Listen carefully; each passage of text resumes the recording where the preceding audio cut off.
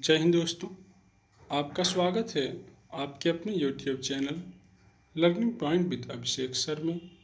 दोस्तों, अगर आप चैनल पर नए हैं तो चैनल को सब्सक्राइब कर लीजिए और बेल आइकन प्रेस कीजिए ताकि आप डेली डिक्टेशन पा सकें।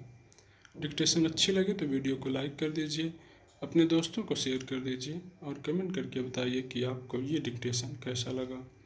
डिक्टेशन शुरू होगी 5 सेकंड बाद।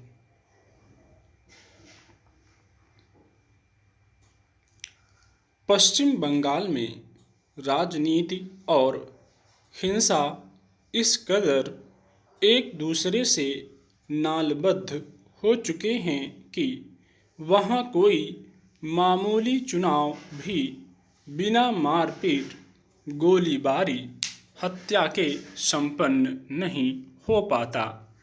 वहाँ के पंचायत चुनावों में मतदान के दिन बड़े पैमाने पर हुई हिंसा इसका ताज़ा उदाहरण है। जब चुनाव की तारीख घोषित और नामांकन की प्रक्रिया शुरू हुई थी, तभी से हिंसा का सिलसिला शुरू हो गया था। इन चुनावों में बड़े पैमाने पर हिंसा की आशंका जताई जा रही थी, जिसके मद्देनज़र व्यापक सुरक्षा व्यवस्था पर जोर दिया गया। केंद्रीय बलों की तैनाती का प्रस्ताव रखा गया था, जिसे लेकर वहाँ के उच्च न्यायालय में भी मामला गया था। आखिरकार उच्च न्यायालय ने केंद्रीय बलों की तैनाती को मंजूरी दे दी थी। इसके तहत राज्य इकाई के 70,000 सुरक्षाकर्मी और केंद्रीय बलों की 600 कंपनियां तैनात की गई थीं। इसके बावजूद इतने बड़े पैमाने पर हिंसा हो गई, जिसमें 12 से अधिक लोग मारे गए और बहुत सारे घायल हो गए। अब राजनीतिक आरोप प्रत्यारोप का सिलसिला शुरू हो गया है। यह चुनाव नतीजे आने के बाद भी चलता रहेगा।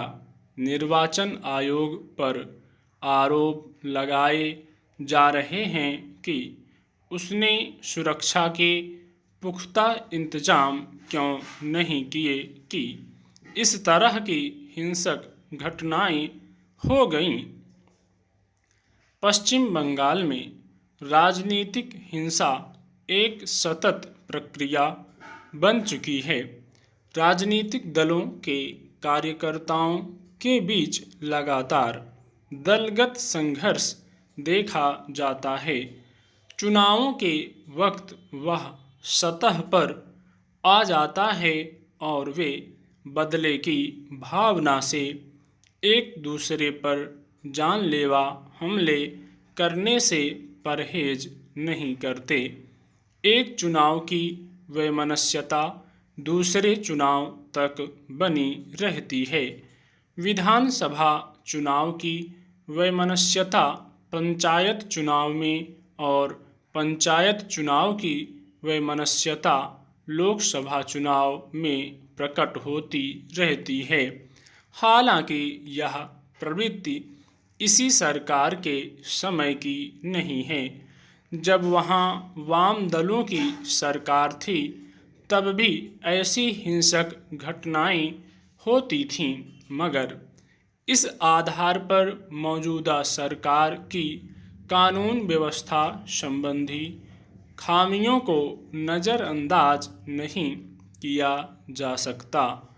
वाम दलों की करीब 30 सालों तक की सतत सत्ता के बावजूद वहाँ न लोगों के जीवन स्तर में कोई उल्लेखनीय सुधार नजर आया, न कानून व्यवस्था भरोसेमंद हो पाई।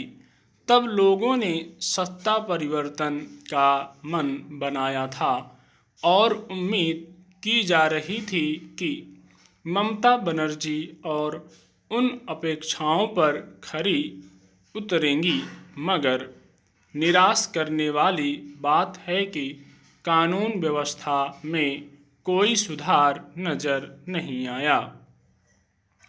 ममता बनर्जी ने भी राजनीतिक हिंसा की परिपाटी को उसी तरह पोसा है जिस तरह वाम दलों ने पोसा था। स्टॉप।